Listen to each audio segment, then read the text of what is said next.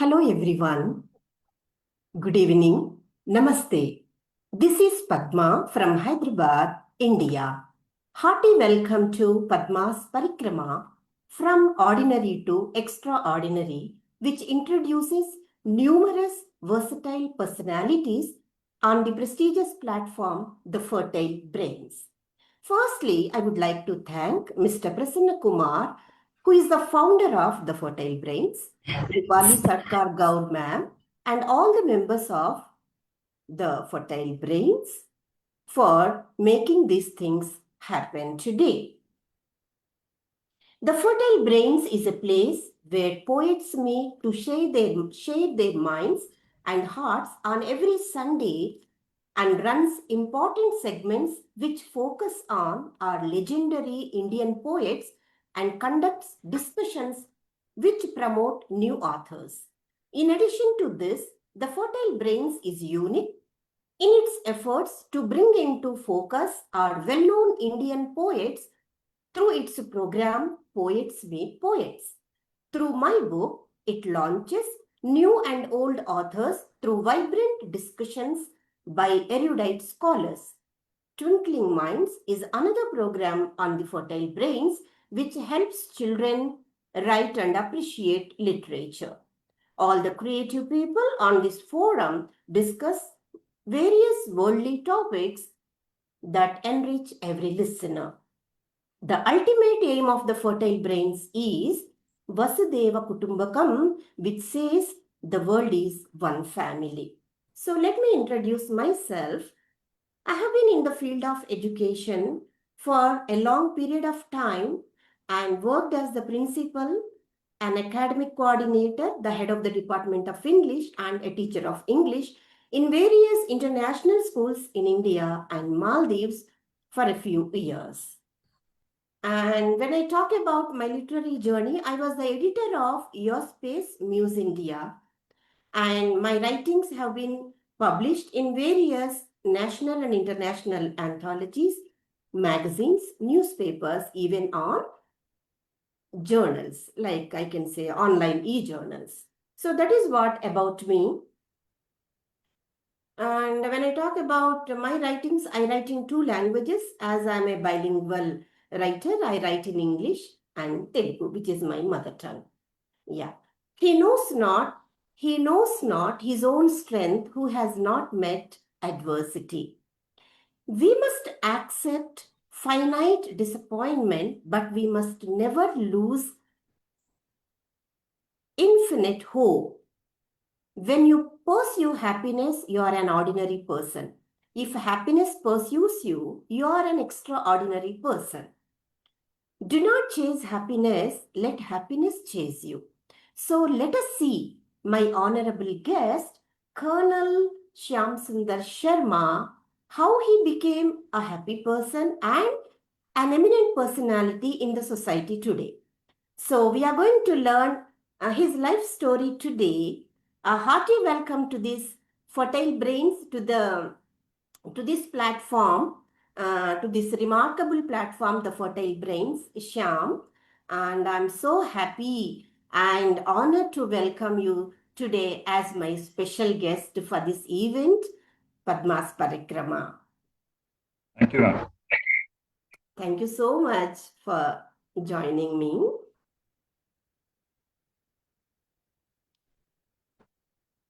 How was the day today, Shyam? How was the day today? It was a good day. Bit busy, and I had some time for bird watching also today. Oh, nice, nice, nice. Okay. Before knowing his life story in a detailed manner, let me read his bio. Lieutenant Colonel Shyam Sundar Sharma holds a Bachelor of Art Honours and a Master's degree in English. Shyam had his early education in Nigeria, then returned to study in a residential school in Mussoorie, followed by schooling in Delhi College, Indore. He joined the army as a short service officer with plans to quit after 5 years. However, as a young captain in Operation Rakshak II, laid an opportunity ambushed, and gunned down dreaded 6 terrorists. He got literally shot in the foot in the fierce encounter. He was awarded Shaurya Chakra by the President of India for conspicuous gallantry. Hence, the plan to quit was shelved and he continues serving for 22 plus years, which included serving in mostly border areas of Arunachal Pradesh, Assam, West Bengal, Rajasthan, Punjab, and Jammu and Kashmir. He also has the distinction of serving in the UN military mission in Somalia in 1993 to 1994, where he had the unique experience of serving with a multinational force comprising of 27 different armies, including Pakistan. His last posting was as the administrator of the prestigious infantry school at Mahmoud. This is what about Shyam Sundar Sharma. I know him as a poet, that's it. But when I read your bio, I came to know how versatile person you are and what are the challenges you had in your life, Shyam. What Thank you, a ma'am. I think what an amazing journey. life has been kind. Yeah, so proud of you. I'm so proud of you. Yeah. Little more. I want to read his bio. Little more is left. Let me read it. On the personal front, Shyam is a single parent. He is an avid poet, keen bird watcher, and nature lover. He was a guest poet from India at Fermoy International Poetry Festival in Ireland in August 2013. He runs a vibrant poetry group, Poets, Artists, Unplugged, that has published 4 international anthologies. His poems have been published in numerous anthologies, magazines, and e-zines in India and abroad. His first poetry compilation titled Adrift was released in 2019. It was recently republished last year in hardbound and is available on Amazon. Okay, congratulations. Let me congratulate you firstly for Thank you, ma'am. all the achievements, Shyam. So yeah, I'm really privileged and honored to have you today as my special guest, Shyam. Where are you basically from, Shyam? And how was your childhood? Could you please throw some light on your early years? Actually, ma'am, I am more of a nomad. I don't belong to any place. I don't kind of relate that I belong to a particular place or region. Like my parents, my mother's side was from Lahore. Father was from a place called Pakpatan, Farid Court, Baba Farid, the Sufi poet. And they came as refugees to India, Oh. partition. Uh-huh. And subsequently, my father moved to Delhi. And then in the 70s, he moved to Nigeria. Nigeria. You had So I had your my initial primary childhood there. education there in Nigeria, right? So how was your life in Nigeria at that time as a child? It was wonderful. It was among the, I think, as children, we tend to be very simple Mm, and ignorant. And mm. ignorance is bliss. So Yeah. life seemed very rosy and beautiful. And the place where we were staying was southern part of Nigeria, the oil-rich part. Uh, Nigeria was doing very well economically at that point of time. okay. It's only later that they experimented with democracy and they had decades of corruption and they became Mm, bankrupt. okay. What did you So it like was a the good life. most in Nigeria, Shyam? What did you like the most? Uh, I felt that people were quite simple. Mm-hmm. They were uncomplicated. Okay. And this thing you'll find even in India, if you go to the interiors, Mm, be it hills or be it remote border areas, mm, lives are very uncomplicated. People are very straightforward mm. and they have very limited needs. Okay. So I kind of relate to such people. Okay, okay. Nice to know about it. Um, I think your grandfather was a freedom fighter, right? My mother's father, my maternal grandfather, Uh, he was a revolutionary freedom fighter with Bhagat Singh. uh. And he spent about 18 years in jail. Oh. And when India got independence, he was still in Lahore jail. Uh. And my mother's family came as refugees to Purana Killa, the old fort. Mm, And my Nana came much later, mm, and he was smuggled out by his Muslim comrades in a goods train. mm. So, how was the atmosphere at home, Shyam, those days when he was a freedom fighter? What did you learn? I never saw him. You never saw him. Okay. He was. I mean, I was a small infant then. Ah.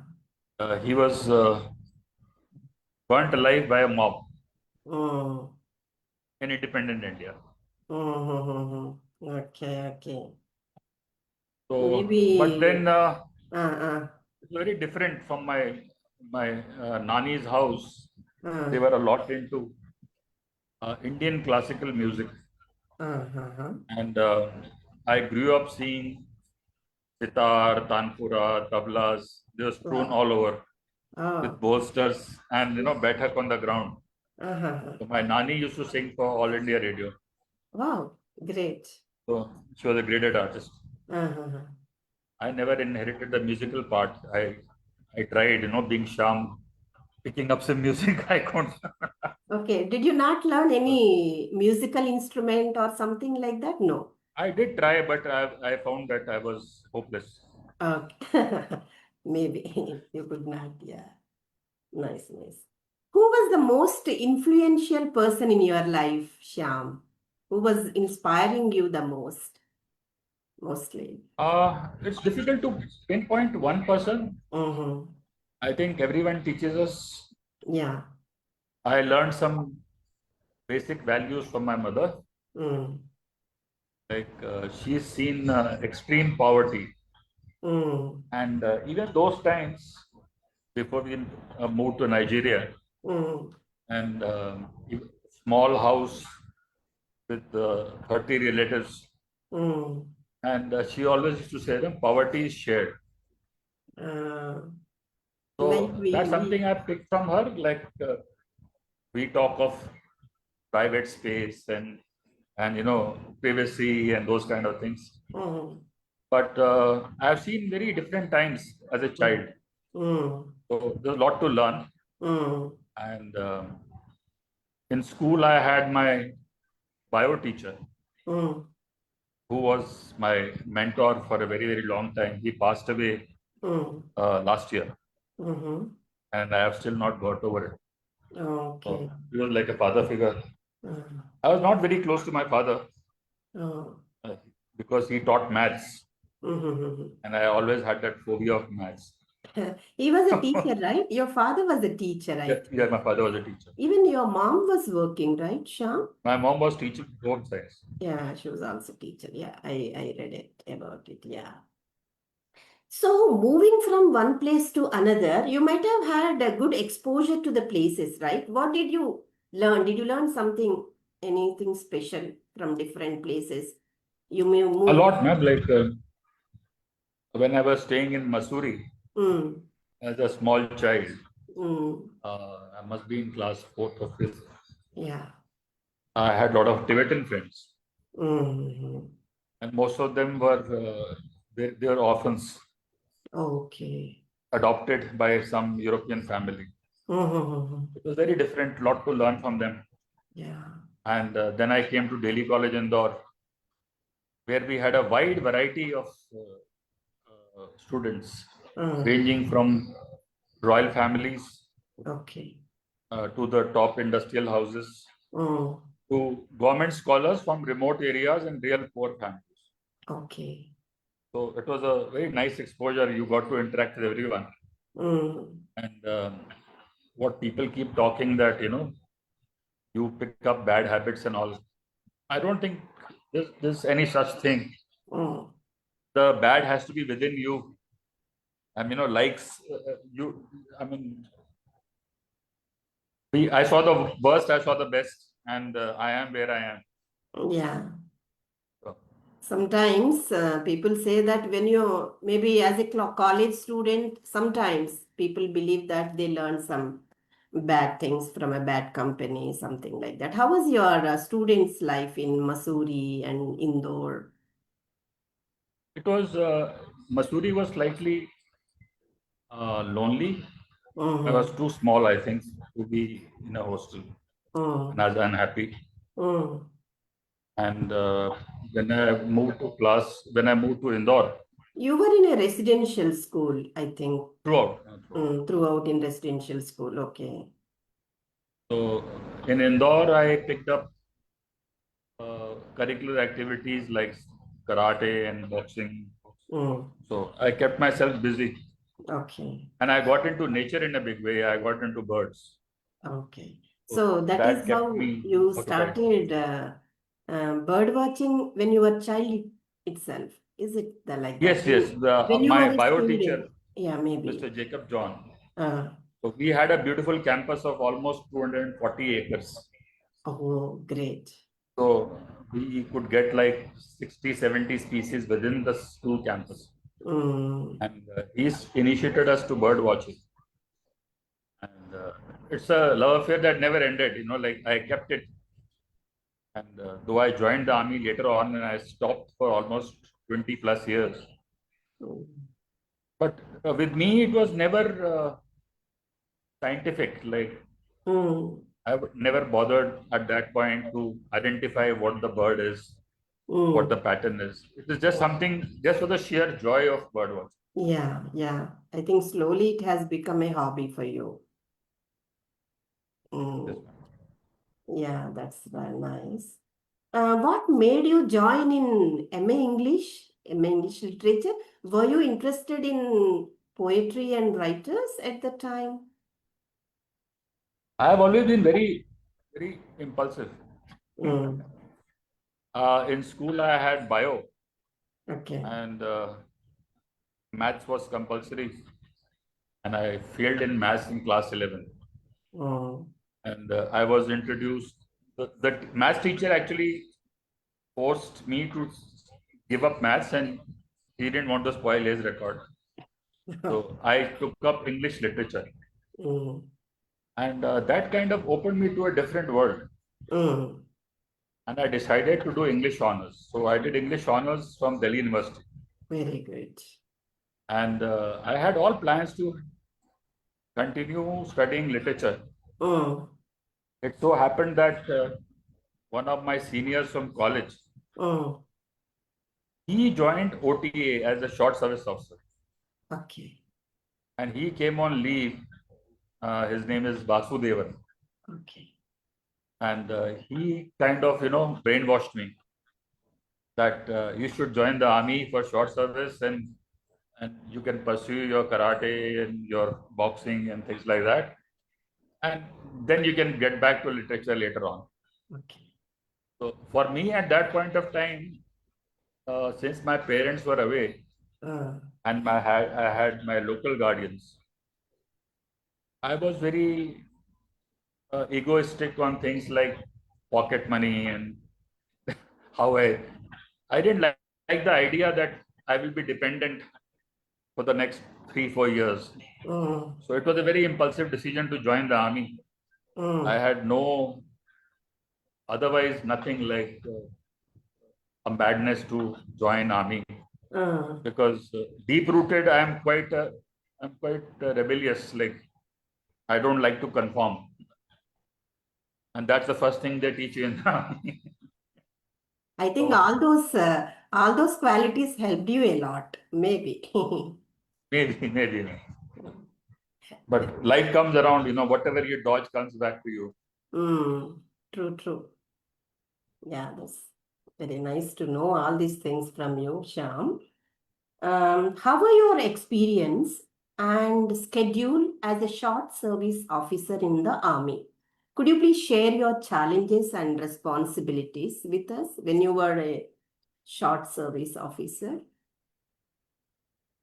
It was initial first 2 years were very good because we have a rank in the army. It's no more there. They call them second lieutenant. Mm-hmm. Now that rank is gone.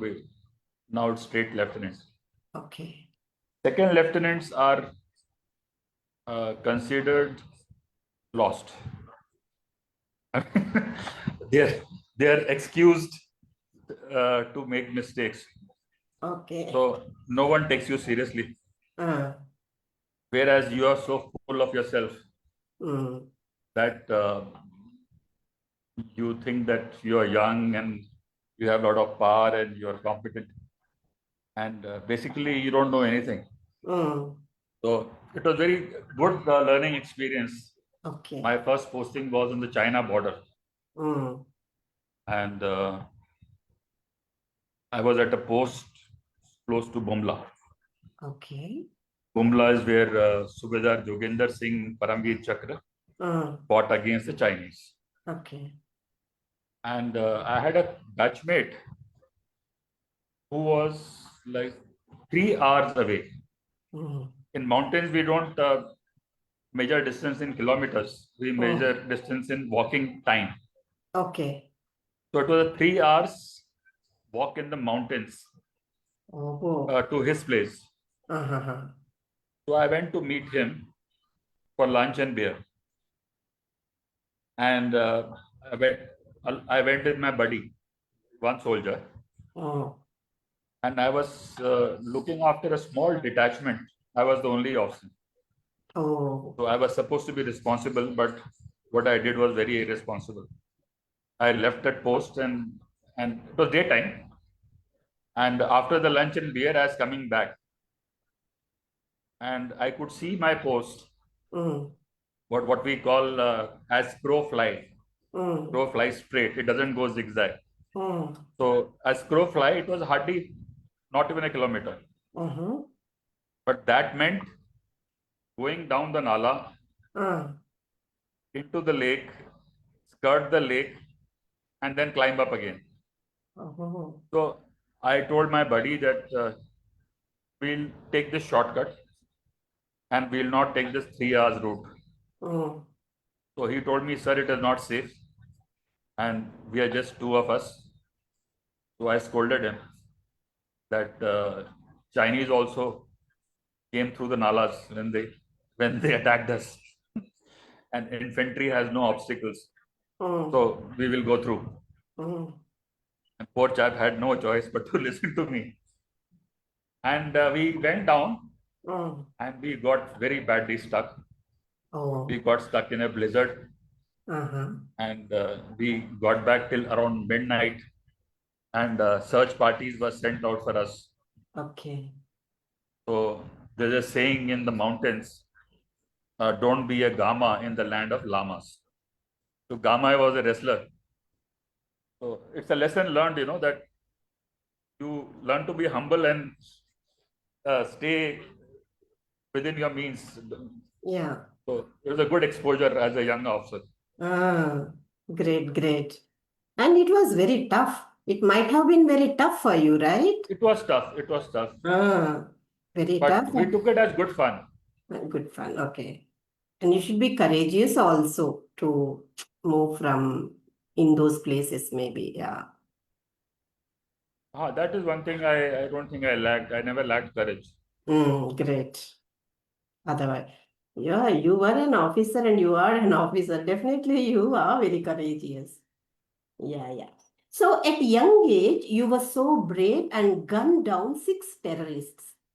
And I'm so proud of you for that. What was the situation, Shyam? What was the situation then? And what was the reason at the time? Could you Oh, please tell about that? Basically, the operation I conducted was uh, what we call as an opportunity ambush. Mm-hmm. It is something which is not planned, Okay. and it is done at the spur of the moment, taking advantage of the ground and what the situation is. Mm-hmm. So I had an opportunity to do that. I exploited it, and though we lost one soldier, Oh. and I got shot myself, and it was a fierce hand-to-hand encounter. Mm. I would not get into the details of where it was and who it was because Yeah. those are occasional things. Yeah, please don't. You don't need, yeah. So it was a very fierce encounter. Uh, I feel that I acted on impulse, mm. Okay. and this is what happens. Like when you are put in a life-threatening situation, Mm. people either freeze or they act. What a dreadful situation, right? It was very much dreadful situation, and it was a challenging at the same time. Yeah, I can understand that. Could you please share your feelings and experiences when you received Shaurya Chakra Award, the third highest peacetime gallantry award in India? You received it from the president, right? Yes, ma'am. This is all the Chakra awards are given by the president only, Uh, and the president was late Shri Shankar Dayal Sharma. okay, okay. Uh, it's a very proud moment. I think one of the biggest achievements of my life, Definitely. and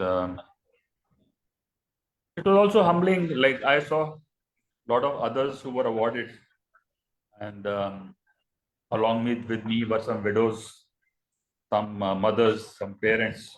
Mm, So it is a sense of achievement. It's also a sense of loss, mm, and the price we pay. mm. And, that thing should never be lost sight of. Yeah, yeah. Congratulations, Shyam. Thank you, ma'am. I'm so proud of you. I'm sure all Indians are proud of you, definitely. Thank you. A really great moment for you and even for us. Yeah. And what were the challenges during the Operation Rakshak 2? What was it exactly? This was basically uh, anti-terrorist drive done by the Indian Army. Mm, It was in 1992. mm. I'll not get into the area and the region, Okay, okay. Yeah, okay, but I sir. was awarded in this. Yeah, this is what, yeah. Okay. What responsibilities did you hold as the administrator of Infantry School Mahu, the birthplace of B.R. Ambedkar, and it is also a military cantonment town, right? Yeah. How was your Uh, experience there? Mau was wonderful, man. It's very close to Indore, where I studied my schooling. Mm-hmm. So I have a lot of school friends there, Okay. and infantry school is basically the what we call the Makkah of infantry. So Mm-hmm. all the infantry officers undergo the young officers course there. Mm. We are all trained there, and to be the administrator on your last posting at the same school. So it's like coming back to your alma mater. Mm. Quite nice. Mm. And my work was basically at that point was administration of the institute, Okay. more of paperwork, Mm. but it Yeah. was good. Was it enjoyable? It was enjoyable. Good. That's good. And one more thing, Shyam, you had good exposure to many states in India, especially when you had close interaction with the 27 different armies, right? And what That were was in Somalia. so What was your responsibility at that time? What responsibilities did you hold? In Somalia, I was a young captain, Mm. and I was actively involved in operations. And because of my foot injury, Mm. I was tasked more with intelligence work. Mm. So I was basically fraternizing with the local militia leaders, Okay. and I would talk to them and negotiate with them. And I had to suddenly become very wise. Mm. So I was a young captain, but then the situation demanded that I show a lot of patience. And this country, Somalia, is like it was at that point. They had been through a civil war for the last 23 years. So, and they had more weapons than men. Mm. The ratio of weapon to men Yeah. was so bad, and Mm. they had no fear. Like if you fire in the air, they'll tell you, Captain, no, I'm here, not there. Mm. So it was very difficult. And with this 27 nation force, we got to operate with a lot of people. With the, I saw the U.S. Rangers and Delta Force, and they have good equipment, Mm. no doubt, but on ground is difficult. Mm. Definitely. I had a lot of respect for. I served closely with Belgian paracommandos. Okay. They were good, Mm. and we also did operations with Pakistan Army. Mm. We were under the same flag of the UN, and we did a hostage rescue mission Mm. where Pakistani helicopters were giving air cover, Oh. and we went and did the rescue. Mm-hmm. Very interesting. What a tough job, Shyam. It was not easy. Not And easy. yeah, not at all easy. I could imagine.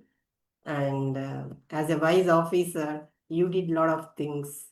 You held so many responsibilities. You, at the same time, you rescued.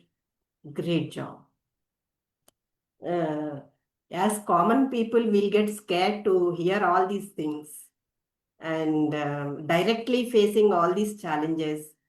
Definitely, it was a very tough job. I could feel that. Hmm.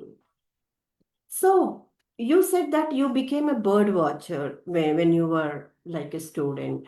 So, what do you do when you are watching birds, Sham? Do you record or do you make a record of your this thing, or do you write something about the birds? What do you do? After watching, what do you do? As a child, when I started bird watching, we used to have something called as uh, checklists. Mm-hmm. Bas- Basically, it had markings of patterns, Okay. like the size, the color, Mm, the plumage, mm, those kind of things. And so you would tick, and those who are good in art would draw, mm-hmm. sketch. If you see the old bird watching books, you'll find sketches. Mm. Even in Salim Ali's, you'll find a lot of Yes, plates, yes. sketches. Unfortunately, I'm a very bad artist. I can only draw Mahatma Gandhi with inverted three. so, so I never tried that. But for me, it is. I still like to see birds with the innocence of a child.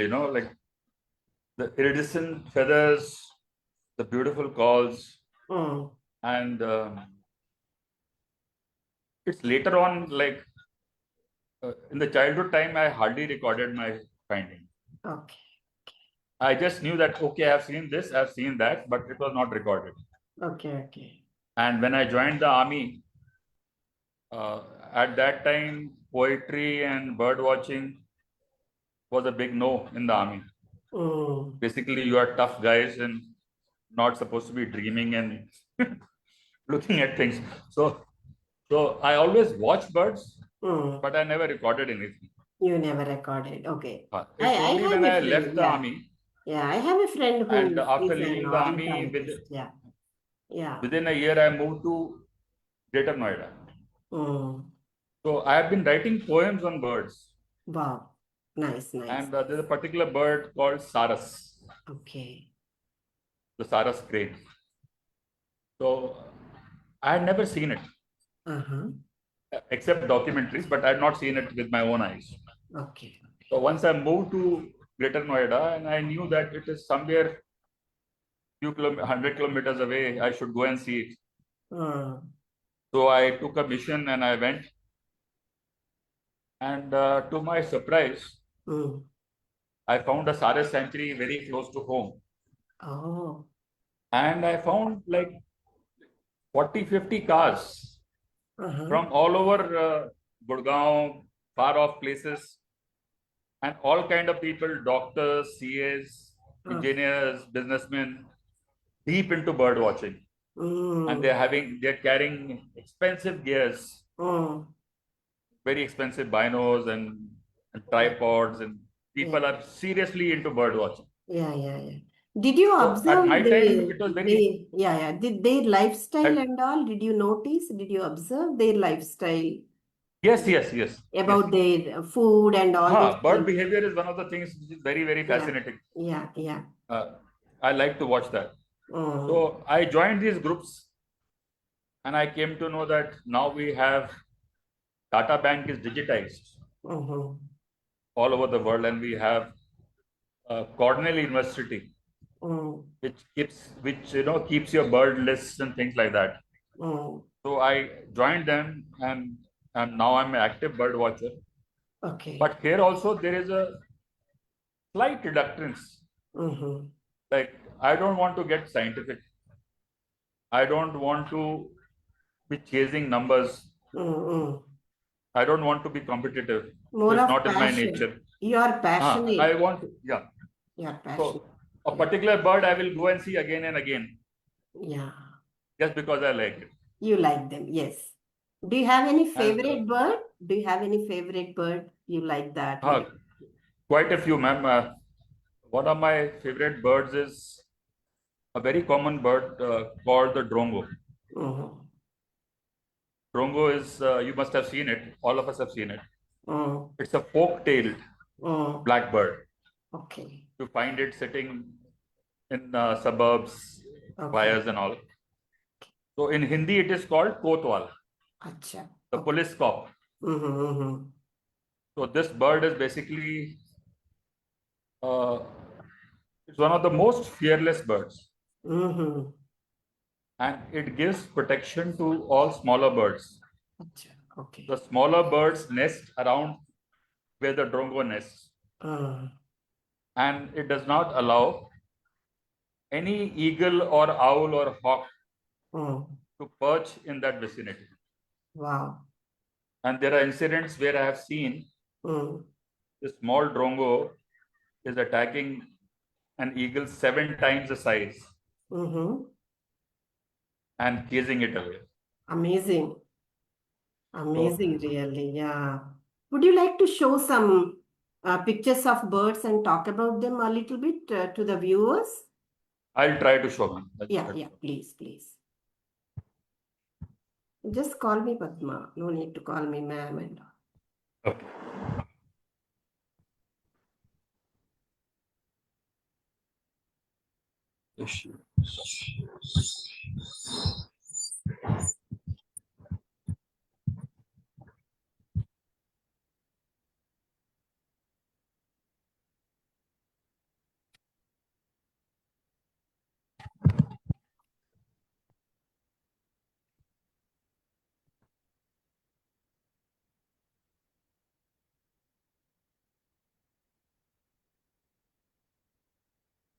I'm not able to.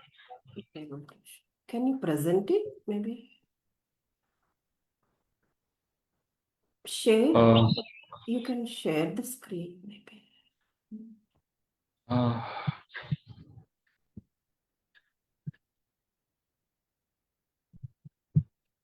I have it on my desktop. But Okay. one second, I'll just try to show it from the phone. That works. If possible, please show. Otherwise, okay.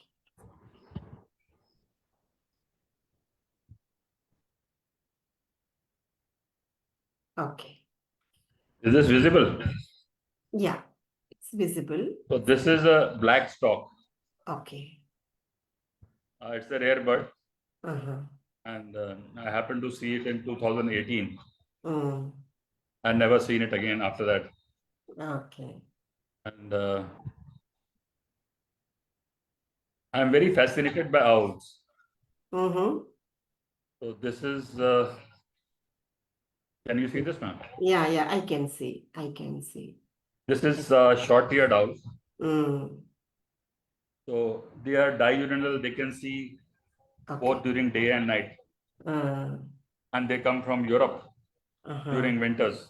Mm-hmm. And I'll show you.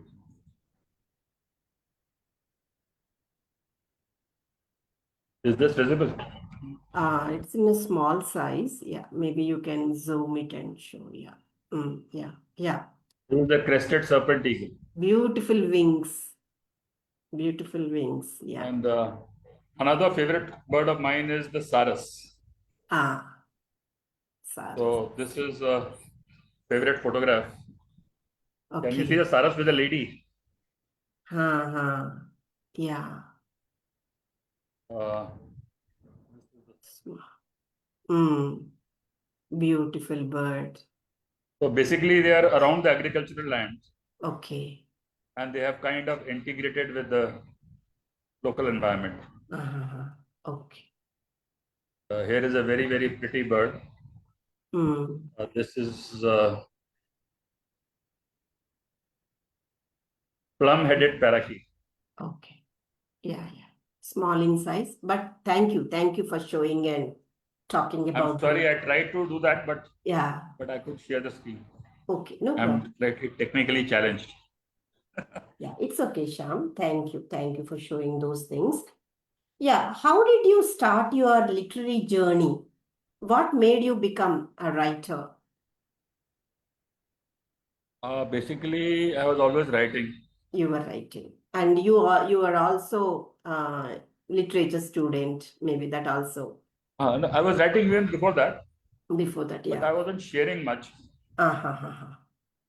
The It's only when I think around 11, 12, I I published one or two things in the school magazine. Okay. But serious writing I started when I took up English literature. Mm-hmm. And once I read Eliot Wow.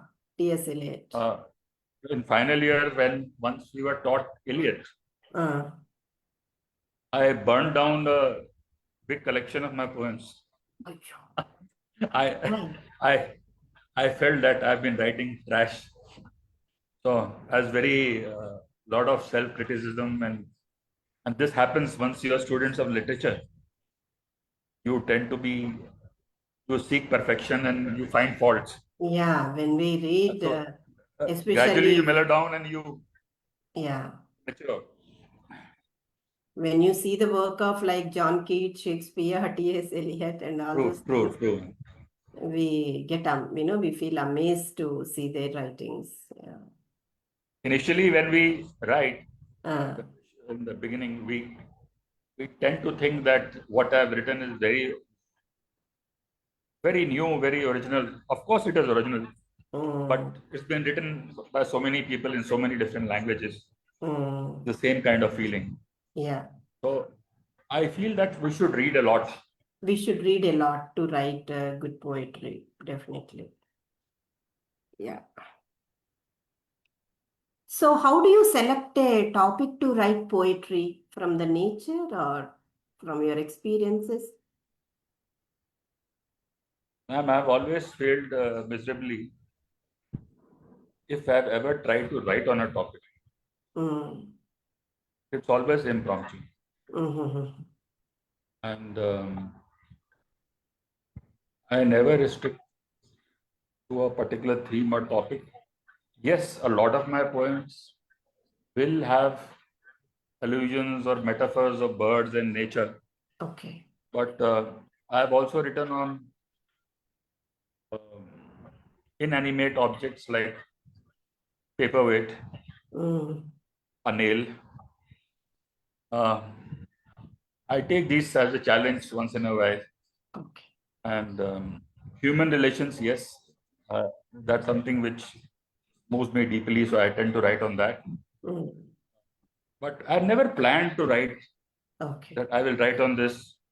Whenever I've tried, like sometimes people expect you being a poet. This is the occasion, please write. Mm. That is not Never happens. possible for many people. Doesn't happen. Sometimes, even if someone gives us a topic, any title, it's very difficult to write. Yeah, I do experience that. Could you please give a glimpse of your book, Adrift? What is the book? From Can you please talk about it? Yeah. this is the hardbound version Mm-hmm. of Adrift.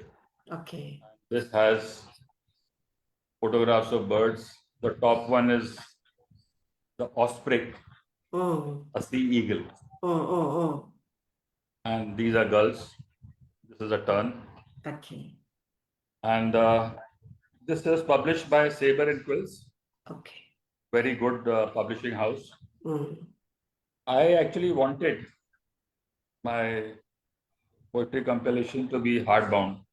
Mm. I'm very old school. I look old, and I feel even older. I don't like paperback, so I wanted this in hardbound, and I'm very happy that he's done this for me. Mm. And Dr. Bakaya has written the forward, Oh, great. and it has 101 poems. Uh, It took me like 4 to 5 years to compile mm. and edit and proofread. Mm-hmm. And I have like 4 books lined up. Mm. Basically, the next one is uh, with my daughters.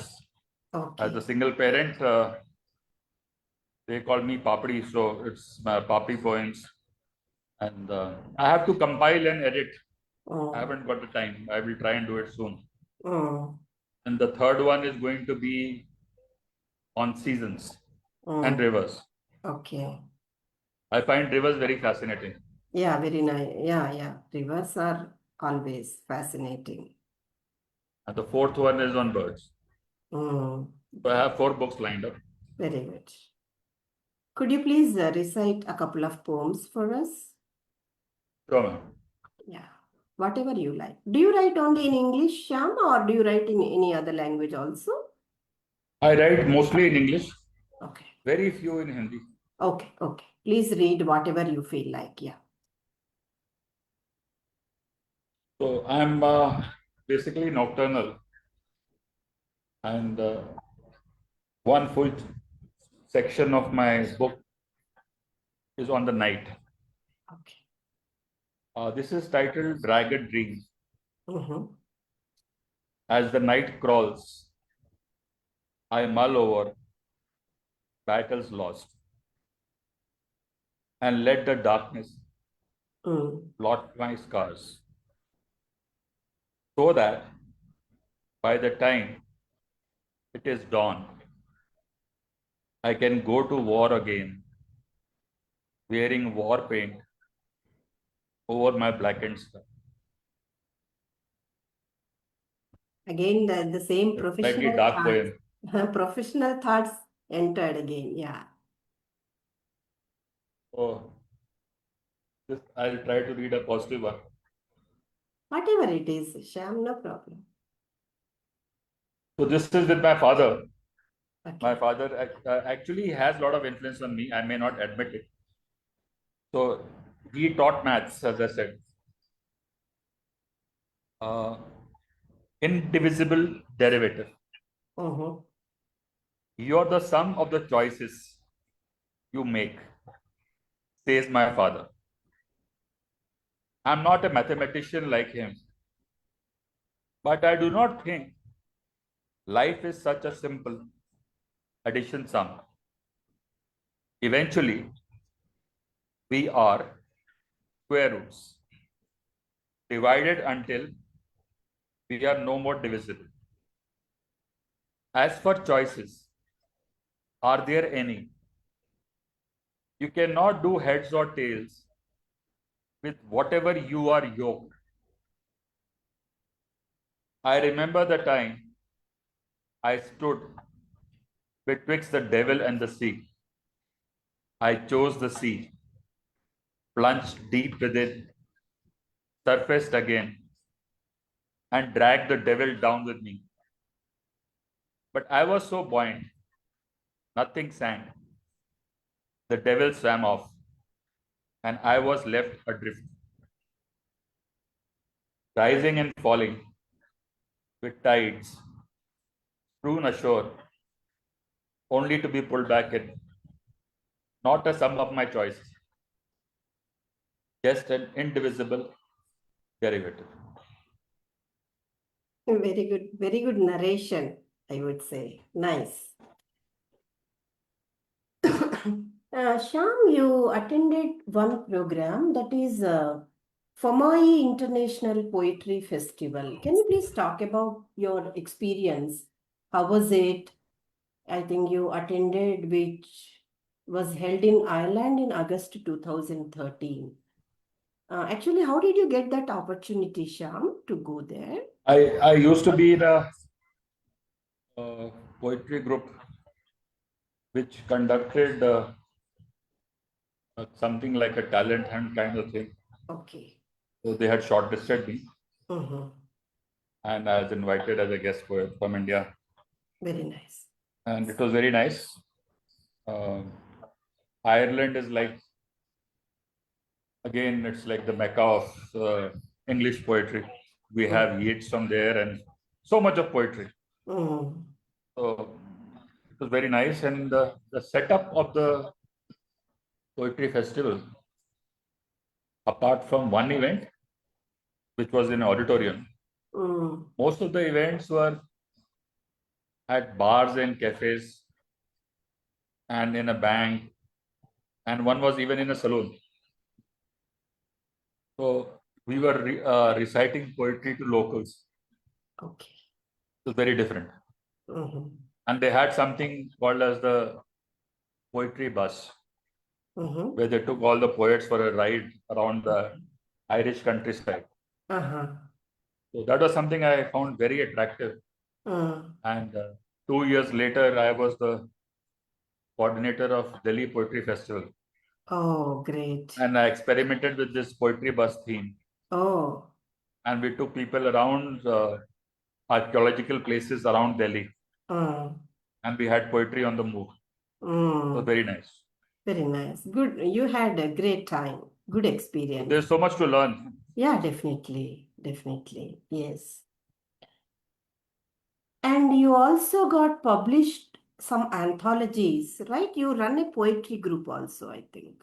Yes, ma'am, I am running even now No, yeah. a very, very niche kind of Mm. poetry and arts group. Mm. It's international, and we have people from all over the world. Okay. And we are very stingy on the membership. Mm. Like people, they believe in numbers. So we haven't done that. We kept it very restricted. Mm. And we published our first anthology on Women's Day. Okay. And we took a very difficult task of having a multilingual book. Oh, great. So this was in Hindi, English, Urdu, and Punjabi. Okay. Very difficult. So we had different editors for each, Mm. and the publisher was crying. It was a tough one. Mm. Then we did a second anthology, which was group anthology. Mm. Third one we did was again quite challenging. That was the time when we had ISIS all over Middle East and Europe, and a lot of refugees problem all over the world. Mm. So we took the theme of refuge, Mm-hmm. and refuge is not always physical. Mm. Or being a refugee again is always not physical. Yeah. You can be a refugee within your own house. So Definitely. we took this theme, and we had worldwide people contributing. Mm. And we always had arts and photography supplementing the poetry and short stories. Mm-hmm. So that was very well received, and we collaborated with UNHCR, Okay. and we could collect, thanks to the members and the very good, very competent admins, we could collect over 1 lakh, Oh. which we gifted to the UNHCR for refugees. Oh. So Wonderful. that was one of the most satisfying achievements as a poet, because Definitely. poetry you don't get money otherwise. Yeah. Yeah. A great job. After that, we did a very big, another challenge we took. We took on mythology, Oh. and we had a theme called Mytho Manthan. Uh-huh. Manthan is that the story where अमृत का मंथन होता है, and Uh. and you have the Okay. poison coming out and the amrit coming out. Uh-huh. So we tried this, and very difficult theme, and it was bordering again what I perceive as mythology is religion for somebody else. Yeah. So it's a very thin border, and you have to strike a balance. Okay. It was a good experiment. Good experiment But and after that, I got quite tired. uh, Like this poetry groups and all, they take too much effort, definitely. and I wanted to concentrate on my own writing. Okay. So the Okay. group still runs, but it is no activities, just the online platform. Okay. Very nice to know about these anthologies, Shyam. Thank Really, you. you had selected good themes, and I'm sure everybody loved The writing. credit goes to the team at that point of time. Very, Uh, very competent artists yeah. and poets and editors. Oh. Like I was looking only after the English segment, but we had superb artists and superb Hindi editors also. Very good people. Okay, wonderful, wonderful. Great job, actually. Uh, can I ask you a few questions? You can answer in a word like rapid fire. What is your favorite color, Shyam? Blue. Blue. Okay. Blue sky, blue birds, maybe. What is one quality that you love in you? Honesty. Honesty. Good. Okay. What is your interesting pastime, Shyam? Pastime is birds Birds. Bird or watching. music. Music. Yeah. You love Light music, music. right? Yeah. What's your favorite food? My favorite food is samosa. Samosa. Okay, good. What is happiness according to you, Shyam? How do you define it? Happiness, according to me, is satisfaction. When you are satisfied, you are happy. That's good. Yeah. How are your daughters? They're doing good, ma'am. Thank you. That's good. They're good. Nice. Only problem is they refuse to grow up. Mhm. They refuse to? Grow up. Nice. I can call you as a proud father. You are a proud father of two daughters, beautiful daughters. And you told me that you have been a single parent. Sham, did you get support from your relatives, friends, Sham, when they were growing up at least? No, no. No, okay. It was also again a challenging job for you, making them study and all those things, I think. Yeah. Except moral support, Mm. it's your own battle. You have to fight it out yourself. What a hard life it was. I could, No imagine. regrets, ma'am. Mm. But still I would call you as a proud father, affectionate father, and you guided them. Now they are educated, right? I think highly educated. So happy. Thank you. I'm so happy for you and for them. Please give my regards to them, Shyam. Thank Yeah. you, ma'am. Thank you so much for being my Thank you, thank you for the special platform. guest today. It was really enjoyable talking to you, and I learned a lot of things from you. I'm very sure even the viewers might have learned a lot of things from you. You're an inspiration to many people, Shyam. Your story is definitely an inspiring story. Thank you so much once again An honor, ma'am. for Honor. being our guest. Thank you, Shyam. Yeah. Nice talking to Thank you. you. Yeah. Good night, Shyam. Yeah, we will end up. Thank you. Yeah. I'm ending it. Yeah. Good night, Shyam. Good night.